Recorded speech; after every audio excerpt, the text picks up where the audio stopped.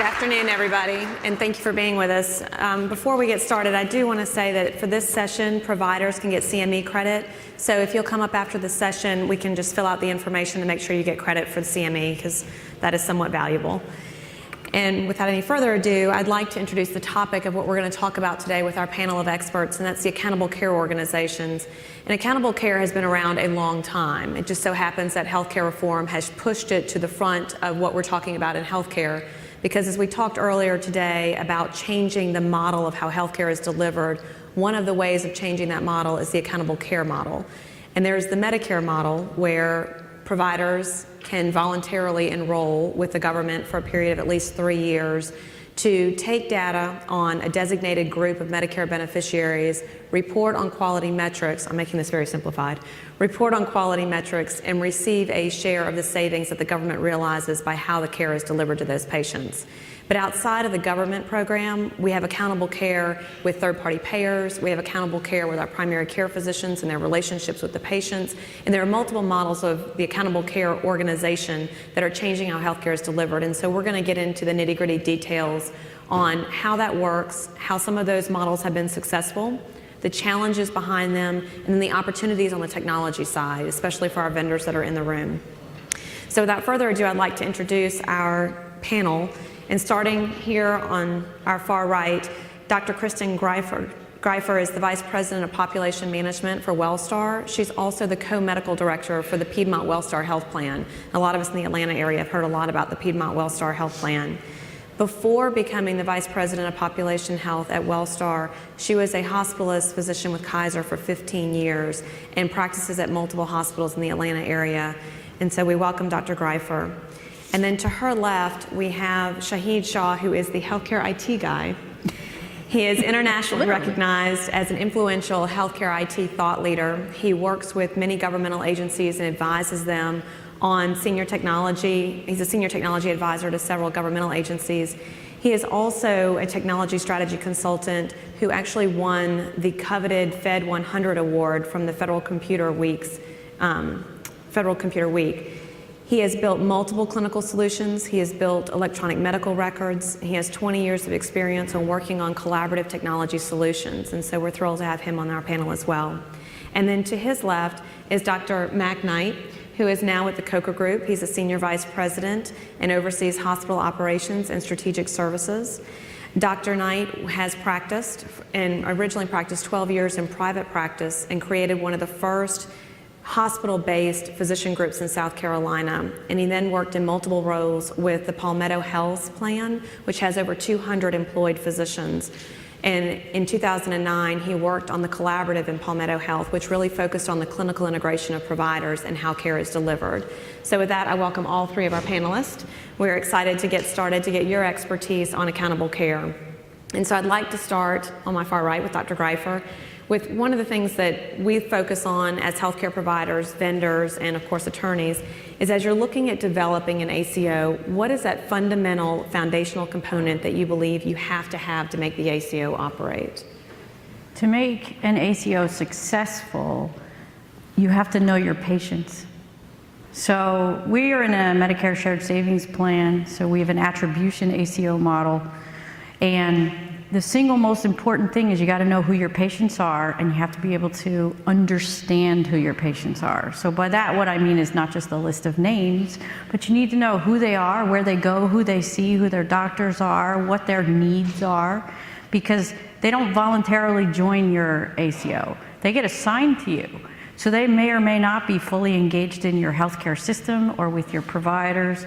So to me, you start with knowing who your patients are. So that's data. That's information technology, that's connections with your physicians, your hospitals, and your providers. That's probably the foundational thing that you need to make an ACO work. Beyond that, you actually have to have a group of doctors and providers and facilities who are willing to work together as an integrated network. Because an ACO is an integrated network, accountable care organization that doesn't require the patient to do anything different. They have to want to do everything different. Why would they want to do everything different? They want to do it because their physician has sent them to here or there or anywhere. So it won't work if the physicians are not engaged. So if I had to pick two things, it's an engaged provider organization, physicians, facilities, and it's the ability to know who your patients are so you can connect the two. In regard to the provider engagement, patient engagement obviously is key. On the provider engagement side, Dr. Knight, as you all were pulling together the Palmetto Healthcare Quality Collaborative, how did you focus on engaging the providers to actually share data back and forth, or was that a challenge? Well, it is a challenge because you've all heard the old saw, culture or strategy, culture trumps strategy every time. And when you try to take physicians, and just to pick up on something Kristyn just said, which I very, very much believe in, is that the heart and soul of an accountable care organization is physicians not getting up and doing things better than they used to, but actually doing things totally different than they used to. Population health management, care process design, actually retooling the clinical enterprise. And when you try to get physicians to do that, again, it's a cultural transformation. And I think that it's not a process that you can pull off the shelf and say, you know, send in this application, you're going to be tomorrow an ACO. It's not an accreditation process, it's not an application process, it's a cultural transformation process. And if I had a quick and easy way to tell you how to do that, I would certainly share it. But it's a time-consuming process. I think it involves engaging physicians in leadership roles, allowing them to have true decision-making in terms of how is clinical care rendered at the bedside, allowing them to realize that this is an opportunity for them to put themselves in a practice environment where they're going to be rewarded not just for production, but for actually doing the things that probably motivated them to go to medical school in the first place. So those are the I think, key aspects of trying to take physicians that maybe didn't start out that way, but certainly a lot of them are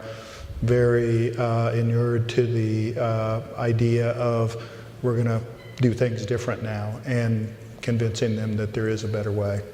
We really are changing the culture of healthcare. When we talk about accountable care, it's been around a very long period of time. There was a pilot demonstration project ages ago, and I do mean ages ago, when it was a group of physicians, and unfortunately the monetary reward at the end of that product was not terrific. Right. And so there was a lot of disinterest in following that again. So in this model where we are today, technology seems to be part of an ACO, and I guess, Shahid, to you, where do you see technology in an ACO? Is it required, or is it something that could be optional in operating an ACO? No, I think it's absolutely required, but if you step back just for a moment and say, well, what is it about the technology that's different?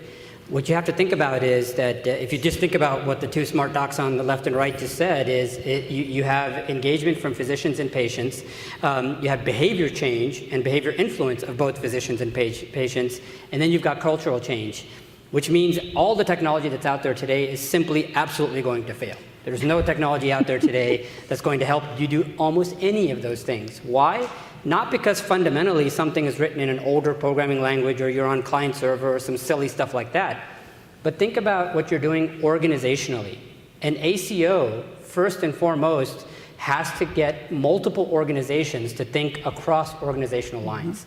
Now, any of you who have worked in an office with more than 2 people know how hard it is to get 2 people to work together, even within the same office, even using the same tax ID, same legal plan, same everything. Now take 2 organizations who are in system A versus system B, and now two different tax IDs, 2 different ways of doing accounting, 2 different ways. I mean, just one might be, this is the silliest problems, this is stuff that we deal with on the technology side. One organization is on a cash basis, the other one is on accrual basis. What the heck are you going to do financially, technology-wise, to help them out? You can't. So we have to recognize technology is going to be the foundation of this, but it's going to have to be the next generation technology, one that understands that collaboration between organizations and looking not inside my organization to the outside, but outside my organization to the inside becomes the first and foremost goal. So what do we do here? Most of the databases, most of the analytics and other things that we do within our organizations will continue to work fine. But in order to do things across organizations, you have to have a database that has multi-tenancy. You have to make sure that the systems that are in place merely are not sending files back and forth, but they can actually truly synchronize data. If you're dealing with patients and that patient population, foundationally you need to change things. Now, a lot of us on the vendor side will come up, and which we have to say is, we have a box and there's some software in there, and I need to write the word ACO on a label, take it and put it on there, because otherwise I'm not in business. But for us as buyers, we need to recognize that somebody taking a label, sticking it on top of their EHR does not make them an ACO provider. And so tech, very important, doesn't exist today in any meaningful capacity, but that doesn't mean it can't very quickly. But the foundations, and this is where most of us who buy applications never wonder how the database model is established, how it works, what kind of data is maintained. But most of what we're going to need in technology from an ACO is going to be around analytics. But we keep forgetting that you can't just buy an analytics system without the data being in that system in the first place. And that data is going to have to come from patients that are both engaged and willing to have behavior influenced. And that's why that foundation really needs to be updated. So hopefully that gives you a quick answer. Well, with a lot of opportunity, I think, for our Yes. vendors. It's not the most heartwarming thought to think that none of our technology works today, but it is heartwarming to think that there's an opportunity to develop technology that will Tons of get there. opportunities. Lots of rich people are going to come out of this room, I'm telling you. That's right. That's right. So, Dr. Greifer, you are a consumer of this. You are the VP of Population Management at WellStar, and you look at software all the time on what you need to operate. Both, you've got a health plan side and you have an ACO side. What are the areas in the technology that you see there are gaps that you would really like to see plugged? Well, first of all, I want to say he's right. I have been the recipient of any number of presentations about the perfect answer to how to manage a population, how to manage an ACO, how to do this work, and there isn't one. It doesn't exist. So what do we need? First of all, I said you need to know your patients. But we need to know more about our patients than just what their claims tell us. And we need to know more about our patients than just what drugs they fill. We need to know why they do the things that they do. So sophisticated analytics helps us decide why they do the things they do so that we can decide what to do for them and with them. It's not enough to tell me that they got admitted to the hospital. It's not enough to tell me they went to the ED. It's not enough to tell me what their diagnostic codes were. We are notoriously poor coders from a diagnostic perspective because physicians don't get paid based on what their diagnosis codes are. They get paid by their E&M codes. So we have to translate all of the information that comes in, put it in a box, and say something about Mamie Jones and what she represents and what she needs. In addition, the doctors need to know about their patients. They need two-way information. Right now, the EHR represents one-way information and it represents back and forth, but you know what? So half of my ACO is not in my medical group and is not on my EHR. So they don't talk to each other. We need a way to integrate data and information from disparate systems, put them all in one place and come out with meaningful, actionable data. The other thing that happens, and this is sort of, I think, on the other side of the world, so I'm a physician, I am also a physician executive, is that I have yet to see anybody who can take the financial side and the clinical side and put them together so that you really truly know what this clinical outcome means financially. So you can tell me all about the money or you can tell me all about the clinical stuff, but you can't tell me how they're integrated and how what I do today for you as a patient down the road is going to impact my shared savings, because that's why we're in the ACO. Theoretically, it's to improve quality, which down the road is going to improve cost. And that doesn't exist yet. So that's, if you can make that, come see me. So there's the challenge.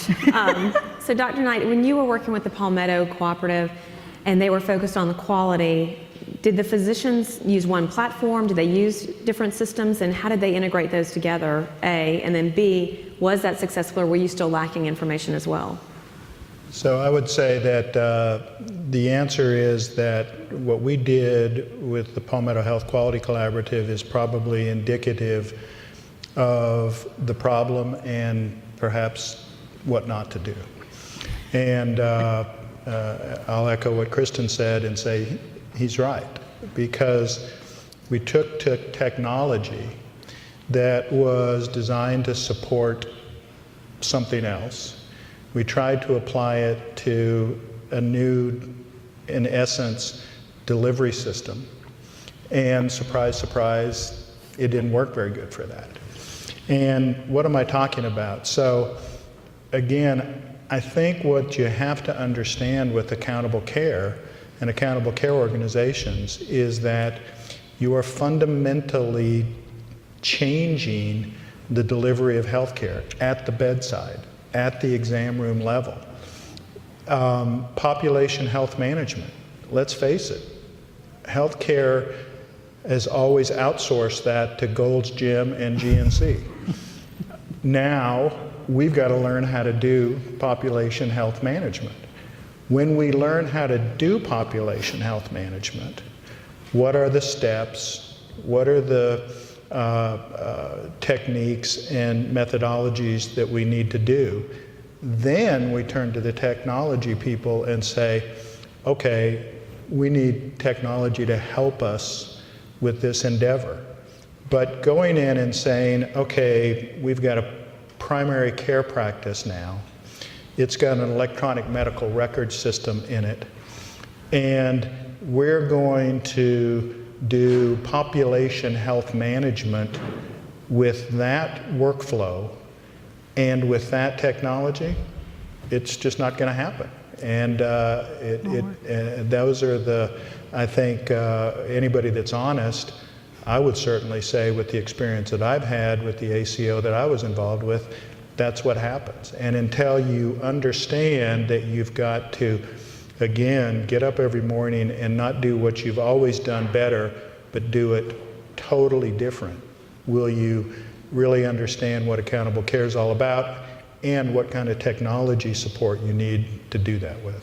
And if I could just add to that just slightly, we're in this a little bit of a crazy time, Meaningful Use 1, 2, and about to be 3, in which we've created a bunch of false demand because of what the government thinks that all of us need. And I don't want to question the government, but it's possible that the stuff that they've asked for in meaningful use, maybe all of us don't need.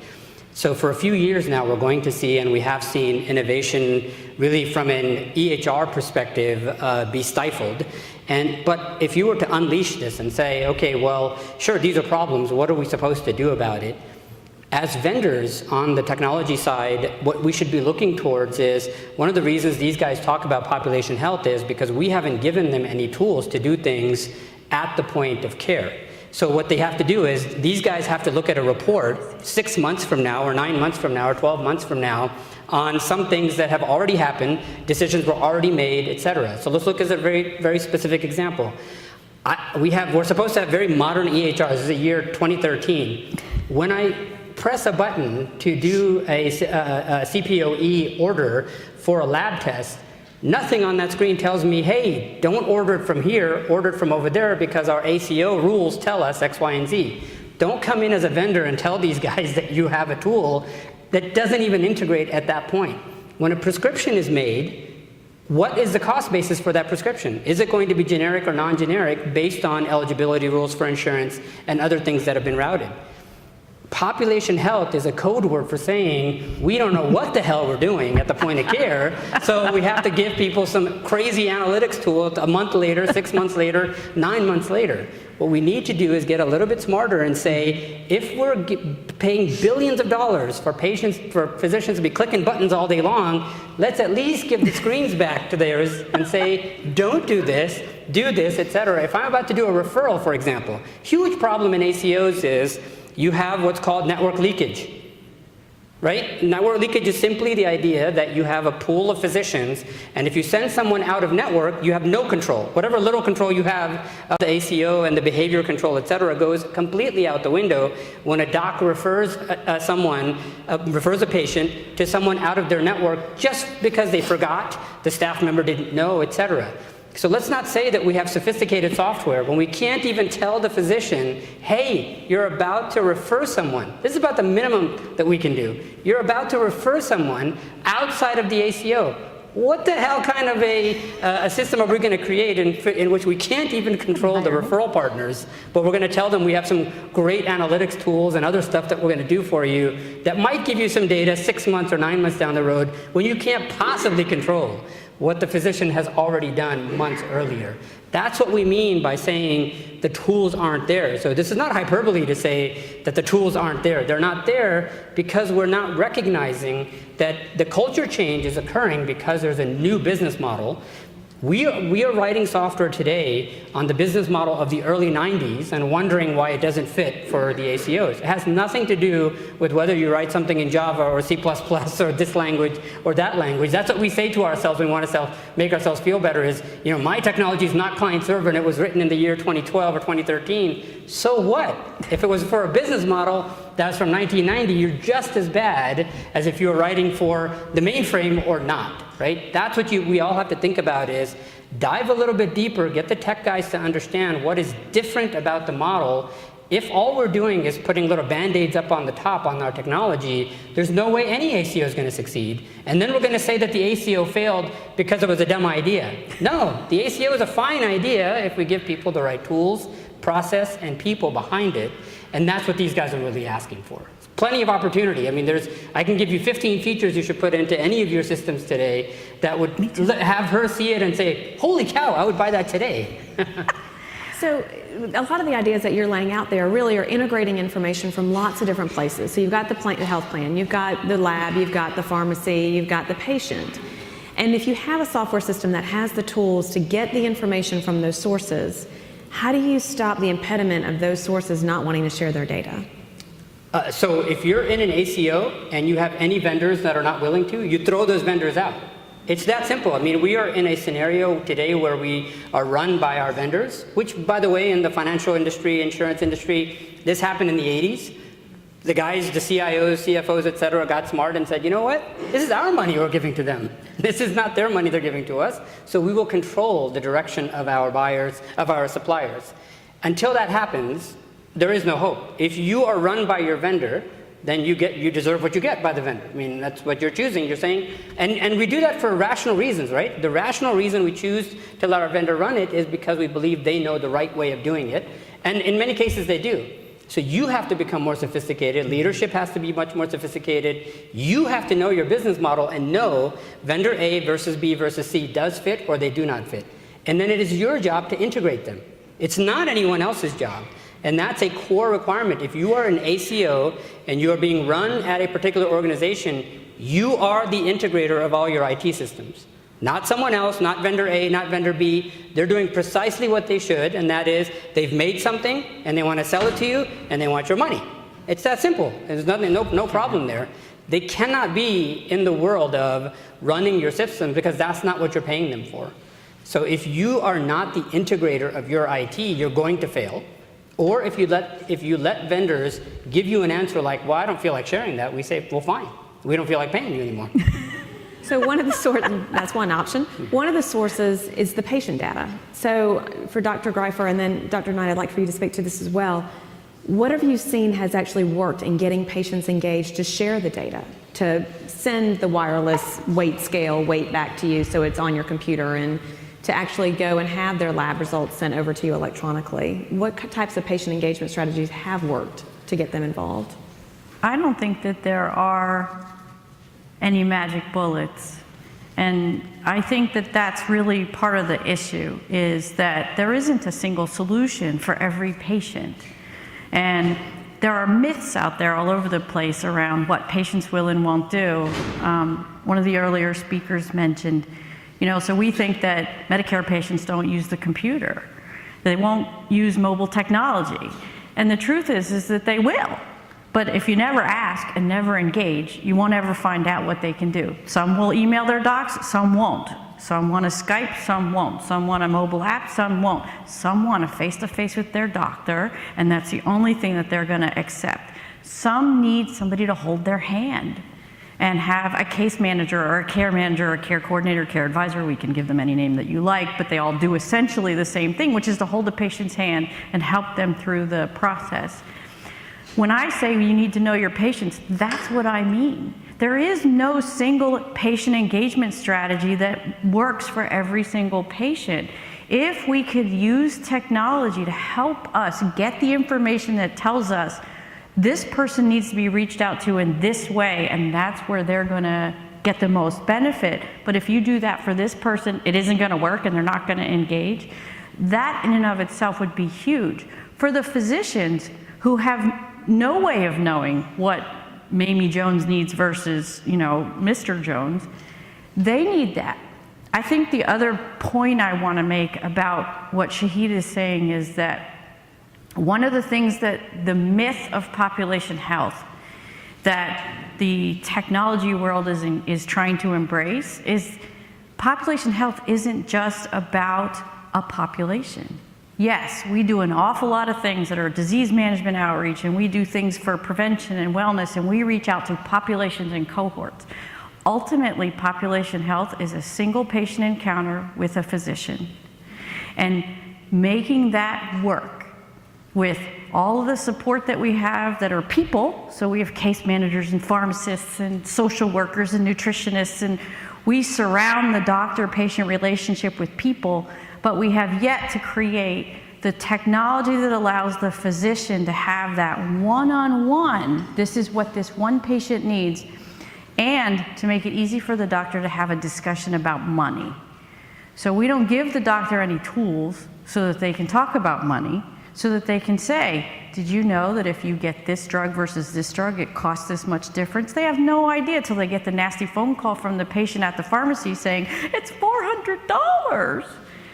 We got to fix that. Dr. Knight, when you all were in South Carolina, were there any patient strategies that worked to get the information from the patient so you knew who needed a hand-holding versus who needed an email? So I think it's really, I think this is one part of the whole picture that is really simple. And it's all you have to do is ask. And I tell you, any of us that have practiced medicine and dare I say, been burdened by the patients that come with the computer printouts and come with the website information and come already signed up for the support group on the internet. Patients are eager to get engaged. They want to get engaged. All you have to do is ask. Patient-centeredness, patient-centered care design is really as simple as that.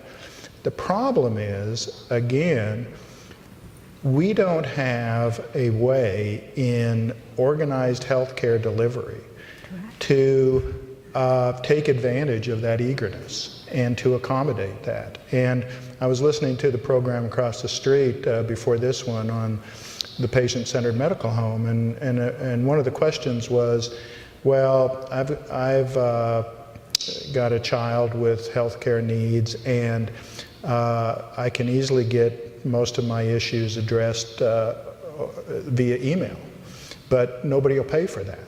And again, and maybe that's part of the whole accountable care thing, where organizations like Kristyn's are not only the provider but the payer. We got to stop that. Let's pay people for rendering care via the internet, via email, via social media, etc. I mean, the thought processes, the risks, the liabilities, the benefits, it's all there. Why isn't that worth reimbursement? And I'll just say one last thing, and that is that, again, you probably never invite me to another panel after I say this, but I was on a similar panel to this a couple years ago in Washington, and I was starting an accountable care organization, and the big joke going around that everybody's heard at that time was, we've all heard about unicorns, but no one has ever seen one, and aren't ACOs just like unicorns? They write on top of the unicorn, by the way. So I stood up, and it was a room full of HIT people, and I said, don't give me this ACOs are like unicorns. I said, health information exchanges. Now there's a unicorn. We've all heard about that, but nobody's ever seen one that works. And I barely got out of the room with my life. But again, I think there's an eagerness to share information between providers and patients, to share information, across the inpatient, outpatient setting. Where's the health information exchange that allows us to do that? Where, does it exist in, I don't know, the outer reaches of Idaho that I've never been to that have finally figured this out? I've never seen it. Those are the kind of things that if you really want accountable care, if you really want patient engagement, if you really want again, the ultimate goals of high quality, low cost, let's put those pieces in place. That'll facilitate it. So talking about from the standpoint of the integration of information so you can actually exchange it real time, point of care, clearly a challenge. There are lots of providers out there right now that are struggling because they want to get meaningful use stage 2 dollars. They need to get it in the budget year because their CFO budgeted it for this year. And so they have a time deadline that they have to hit. And they're trying to figure out, how do I do the surveillance data? How do I exchange the information? From an ACO standpoint, it's critical because you have to share data to make sure that you've implemented your patient-centered protocols, so you're reducing cost, so you can get a larger share of the savings. In the strategies that you all have seen, and Shahid, I'll go back to you, across the United States, as you go and work with healthcare systems, are there any strategies that you have seen that have worked in the exchange area, of actually exchanging information between disparate providers who are caring for the same patient population? Yeah, so the one problem that I've seen often with health information exchanges is that we feel it's a all or nothing, that either I get everything or I get nothing.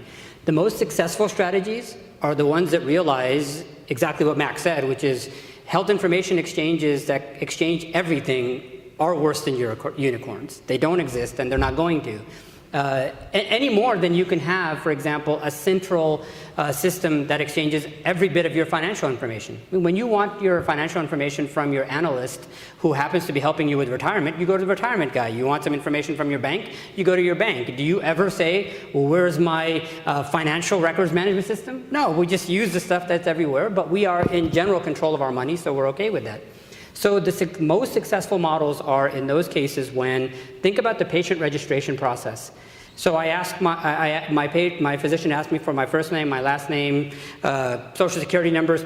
Mostly he shouldn't be doing, but he does it anyway, and a bunch of other stuff. But he doesn't ask me, only recently has he started to ask me about my email address, but doesn't ask me, do you track your weight on a electronic piece of equipment?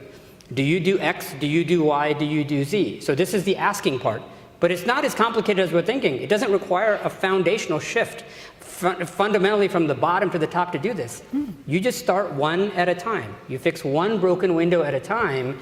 And when you start looking at health information exchange and you say to yourself, well, what is the amount of data that I absolutely need so that I can get my job done? Number one is, it's certainly not the entire medical record. You need a portion of it. But more importantly, setting up your information systems so you don't have to do it for every single patient is the success factor. Because if you are starting to understand who your patients are, you know which ones are generally going to be the most costly. What the heck are you doing calculating and computing values for 80% of your patients who don't matter at all? That's not where your cost is going to be. So my biggest concern has been that we come in general, I mean, if I'm talking to a set of customers or vendors, et cetera, they're all worried about how do I connect everything to everyone? You're not going to. It's a fool's errand to even try. But if I say, how do I get 20% of my most expensive patients in the first 18 months, with every month having a nice adjustable growth rate, That's a solvable problem. If you can cut down these things to solvable engineering problems, they do get solved from an engineering perspective. And when I say engineering, this isn't technical engineering. It is process engineering. It is engineering what kind of patients am I going to attract? Because in an ACO, you're going to market to patients.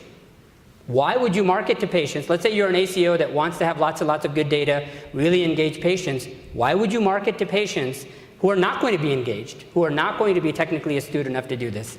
If you do, and then wonder why they are not technically astute, then you're the fool. What are you doing doing the outreach for guys that you can't connect?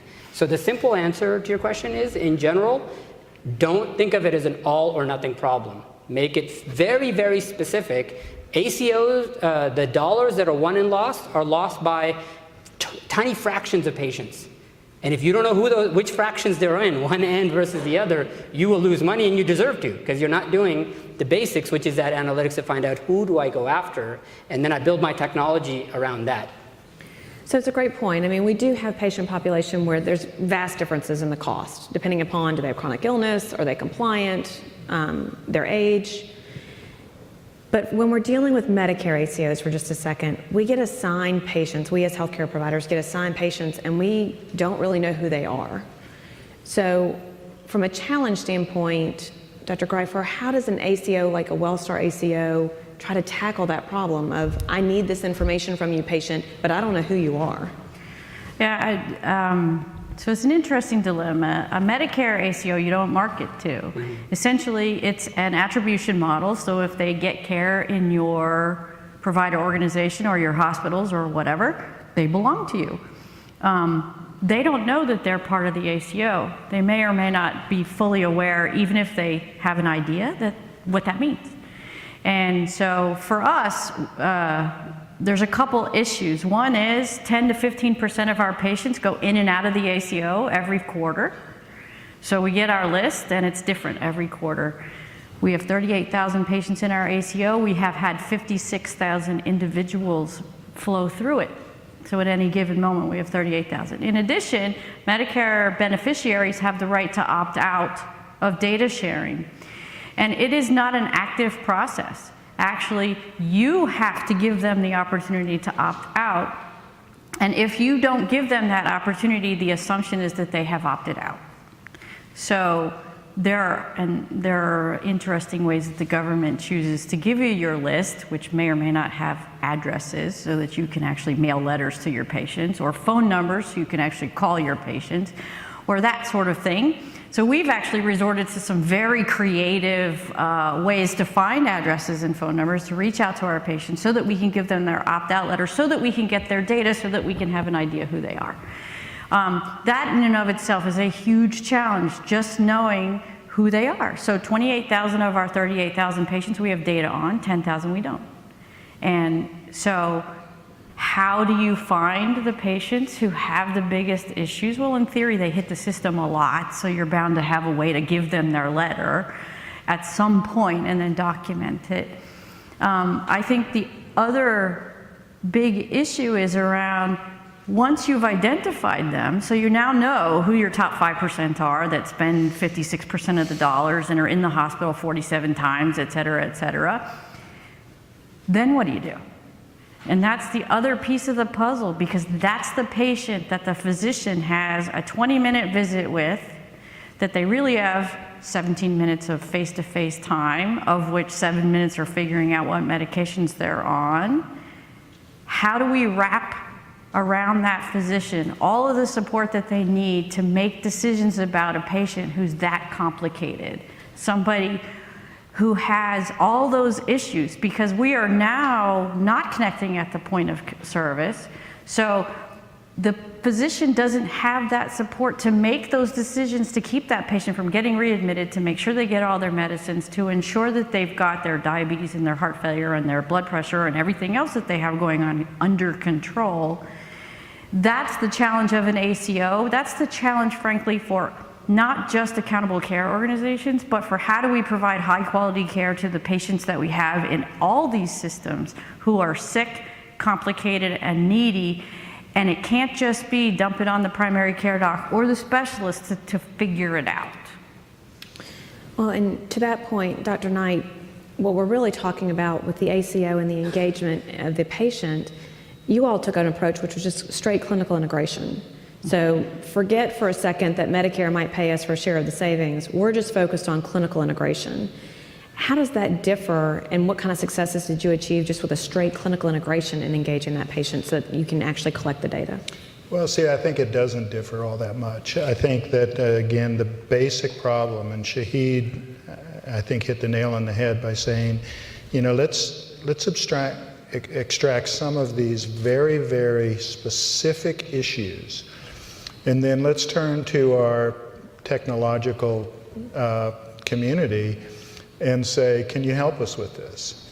And you know, not to be flippant, but I don't want a cell phone that'll allow people to do their own MRI scans. I want a financial data system in the hospital that'll match up with the practice management system in the physician's office that are part of the same system and are made by the same vendor, that can tell me when Mac Knight was in the ER in the hospital last night, that's the same Mac Knight that goes to see Dr. Greifer for primary care. And I can tell you case after case after case of where that is not happening. It is told to me that by very, very well-known IT companies that our systems can't match up that stuff. It can't tell that Mac Knight 519-684033, okay, now you all know my social security number, is the same as Mac Knight, you know, ABCDEF over in the physician practice. And that just seems crazy to me. People say, well, you know, it's not like the banking industry because numbers are numbers and health information is more complex and nuanced and all this stuff. Fine, but social security numbers and birth dates and names are just numbers and letters. Why can't that happen? And those are the kind of, again, micro problems that before we go out and, you know, start measuring everybody's serum porcelain level with a, you know, home monitor, let's figure out how to do those kind of basic things. And boy, I tell you, I think that'll get us a lot further than some of these. I mean, I can get excited about all this stuff that we talked about innovation-wise, but you know, that to me would be a really cool innovation. Well, and throughout today, we've heard about big data and how really the future is data analytics and getting the data and actually getting meaningful use out of it. I remember when I worked in the hospital, we had a decision support tool, and we'd be in an executive management committee meeting, and somebody would say, well, go run that report, and we'd all look at each other like, why would you run that report? The data that's in there doesn't make any sense at all. So let's just go talk to the staff on the floor. So looking at the data and actually getting real quality data is important. One of the things that you all touched on in the beginning of this session was the change in the culture.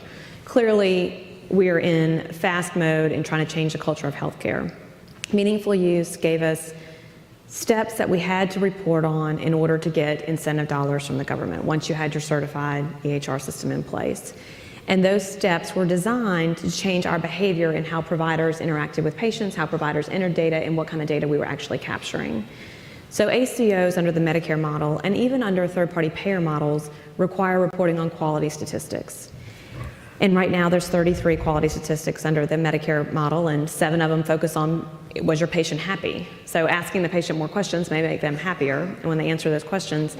But my question to each of you is, in light of those 33 quality indicators that we report on, are they really changing the culture of how healthcare is delivered, or are they baby steps in making us think differently to be baby introduction to a change in culture?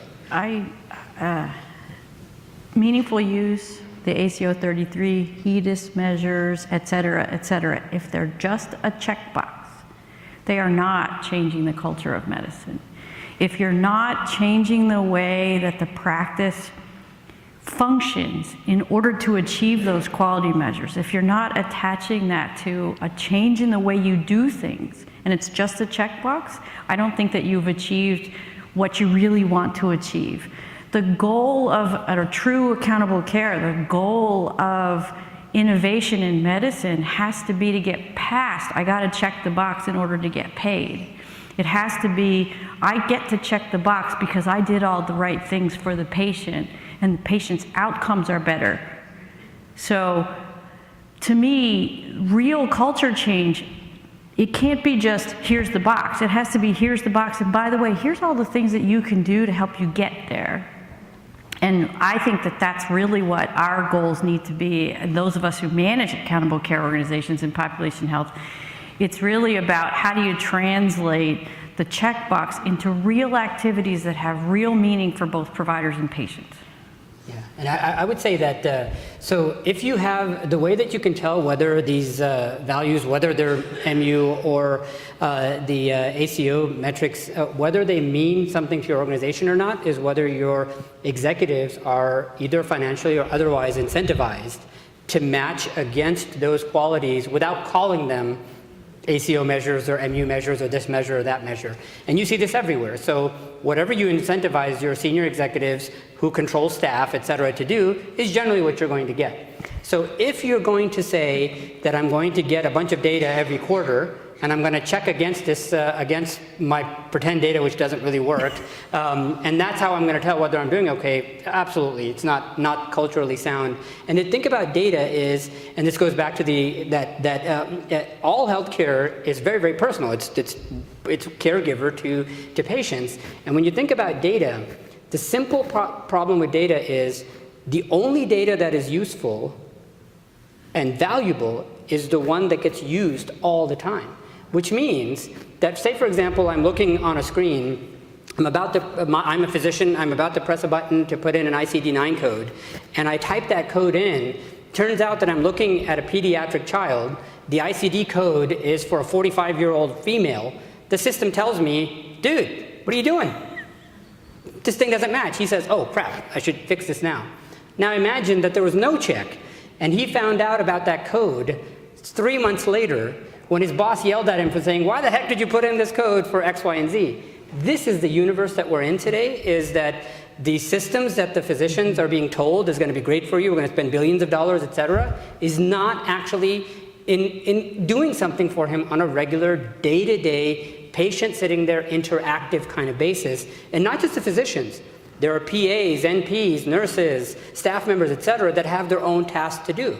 But we're not helping them with their tasks to be done, which means that the data that they are putting in is isolated from their daily tasks, which means that they don't know the value of it and they don't know that it's correct, so it's going to be junk data because they don't care about it. And now 3 months later, 6 months later, 9 months later, in a quarterly report, you're looking at data and you know that it's junk, but you're going to try to depend on it instead of flowing back and saying, how do we actually change and impact the data when the data is known the best by the person who is doing that work at the time?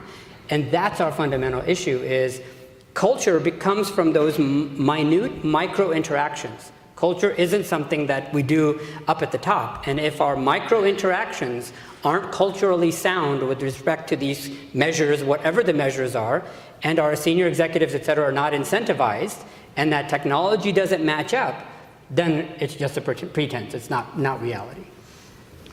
So in terms of measures, I again think it can be broken down into a pretty simple statement. And if you believe Dr. Toxin's comments earlier today and others, which I certainly do, that the overarching imperative in the system is we have got to get quality outcomes better, and we've got to get costs down. That our outcomes as compared to other developed countries is just intolerably poor, and our cost inflation in healthcare is just intolerably high. So if you look at those as being the overarching imperatives, then really what we need to be measuring as whether or not we're succeeding at reforming the healthcare system, if you will, at the bedside level, at the ground level. It ought to be true outcomes And everybody says, oh, you know, you can't define quality and nobody knows what really a quality outcome is. Well, baloney. Again, ask the patient. Give the patient an iPad every time they come in or after their office visit, or call them up on the phone and say, did what we do to you get you better? Are you satisfied? Are you back to work? Are you able to do your activities of daily living that you couldn't do when you were sick? True outcomes can be measured, and it is not as difficult as a lot of people say. The other measurement, which is critical and which healthcare overall is just pitiful at doing, is cost measures. So we have no idea what our true costs are. You can take any of the common processes or procedures that we do in American hospitals or in physician practices today and ask, how much does it cost you to see a patient for a diabetic office visit? Nobody has an answer for that. How much does it cost you to do a 3-vessel coronary artery bypass graft? Nobody can tell you that. They can tell you what we charge for it. They can tell you what we get reimbursed for it, maybe, but they can't tell you what it costs us. And until we know that information, which when you think about it, if value is equal to quality per unit of cost, then we've got the outcomes, which is the numerator, we've got the cost, which is the denominator. We can measure value, and guess what? We can take that to the marketplace and we can negotiate price, which will solve this also rampant consumerism out there where everybody says there is no connection between price and outcome. I go there's no connection between price and cost, excuse me. I go to the hospital and I get the $50 Tylenol charge. I get the $1,000 chest x-ray charge. What's that about? How much does it cost the producer of that to really do that service? We don't know. We don't know how to measure that. So again, let's get down to fundamentals. Let's ask our technical whiz kids to help us, and let's measure the basics. Let's measure outcomes and let's measure costs. And let's put those two things together and call that value, and let's set prices at that, and that's the way I think to reform the healthcare system. And with that, I'm going to open it up for questions. You really can't see in these lights. If anybody has a question, please just go to the mics. From what we've heard this afternoon from our experts, what we're really focused on is the providers, multiple providers, being integrated together to really make a meaningful change in the culture of how healthcare is delivered. So your labs, your pharmacies, your patient, your primary care, and all your specialists, and your hospital. And the second part that I heard, unless you guys correct me, is the patient engagement side. Accountable care focuses on the patient and knowing your patient. So a lot of us here, okay, we're going to engage our patient, we're going to give them a mobile app, they're going to track their weight, and they're going to transmit it over to us as providers, but you're looking for much more information than that. You want to know, how do I engage them so they'll actually do something different in their lives? Do they need hand-holding? Will they answer an email? And then the financial side, because the entire purpose behind this accountable care organization as it was developed was really to reduce costs and improve quality outcomes, and it's a change in the reimbursement model to make that happen. But in order to change the reimbursement model so you can get a share in the savings, you have to know what things cost and what you're actually going to be dealing with on a patient side. So provider integration, patient engagement, and financial information. And then, of course, we've given you information to go out and develop your own new technology so you can service ACOs and be very, very rich. And so with that, does anybody have any questions for our panel this afternoon? I'm going to ask one more question. That's a yes. I'd like to ask. I don't try to let my face over fundo. Go right ahead. First thing is I'm a healthcare neophyte to the max, so I'm trying to get new to this. But my background is web content management and usability. And when I've had to deal with clients, first thing I do, I sit down, tell me what you want. I need to know how I can help you to get to wherever it is you're trying to get to. And I'm hearing almost every one of you saying, well, I need this, this, and this, but I'm not getting it. I mean, it screams major disconnect. So why aren't you, if you're telling, why aren't the providers or the vendors, why aren't they giving you what you need to help make your trains run fast, to make things more efficient, to get to who you need to get to faster and get that information going back and forth so that you can move really quick. Yeah, I think It sounds like there's a major disconnect just in the process of the flow of information. Yeah, that's absolutely true. And the reason for that is that there are lots of terrific vendors that are providing the point solution. Let's say, for example, I want to run a pizza shop. I got QuickBooks, I got Quicken, I can run my financials on there, I can have a web content manager to take my orders, etc. But what we're now saying is all the pizza shop owners in the area need to get together and reduce their costs because pizza costs too much. Now, the world is very different. Whatever software that I had that worked in my pizza shop is not going to work in every other pizza shop. And they're not connected up. They don't know how to share their costs. They don't know whether bread costs more here or my tomatoes cost more over there. And so in this new world order, when we say an accountable care organization goes across multiple organizations, across tax IDs, et cetera, it is absolutely true that the technology doesn't exist. But that's also because we haven't actually articulated what our needs are. And so we know what we're missing, but we haven't actually discovered how to describe that in a way. The shared savings regulation itself is less than 4 years old. While accountable care and other organizations have been around for a while, the shared savings part of it and the regulated portions of it is relatively new. And so the pieces that have been known for a while, which is fee for service. This is why electronic health record solutions and practice management solutions are often separated, because it works fine. In a fee-for-service environment, there's absolutely no problem, and that's why you see hundreds of vendors doing perfectly fine in that model.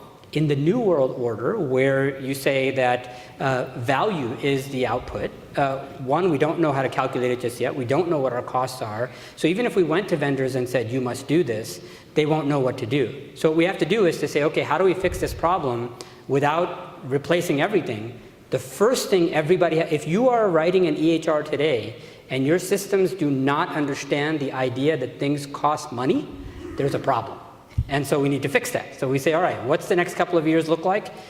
So meaningful use is not going to help you here. There's no cost associated. There's nothing about costing meaningful use, which is one of the worst things about it. So we have to go into existing systems and say, what can I start capturing at the point of care that can assist my ACO, so that now when I want, in that pizza shop example, if I'm entering financial figures or I'm entering how many orders that I'm making, what extra data do I need? So I don't have to upend all my systems. I need to put in more granularity, more data in my current system. For example, when I do a patient registration today, should I ask them for their SMS number from their mobile phone so I can SMS them? That's one simple example.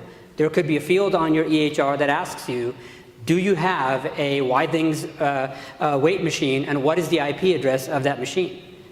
I'm telling you right now, if you ask a patient all of their social security number, you ask them about how many kids they have, they'll tell you everything. But we can't ask them whether they have a Withings scale that they can beam to us? Of course we can. So it's a matter that we haven't asked, and the market is, in this case, the business models are adapting, but the vendors don't understand what that business model is. Because truthfully, neither do these guys, right? It's not 100% that they know exactly what it is, and that's when you can drive technology. So it's going to have to be a pairing up. The first part, which is what Mac was saying, is that the HIEs are in horrible shape because we're trying to do this all or nothing approach. But really, it's a transactional problem, because everything about ACOs is seen as a reporting or analytics or other problem when it's not. It's a micro interaction problem. Everything that happens one at a time is our issue, and that's why you're seeing this problem. I think the other issue is that this is new. Physician engagement in this activity is relatively new, and we didn't know what to ask for.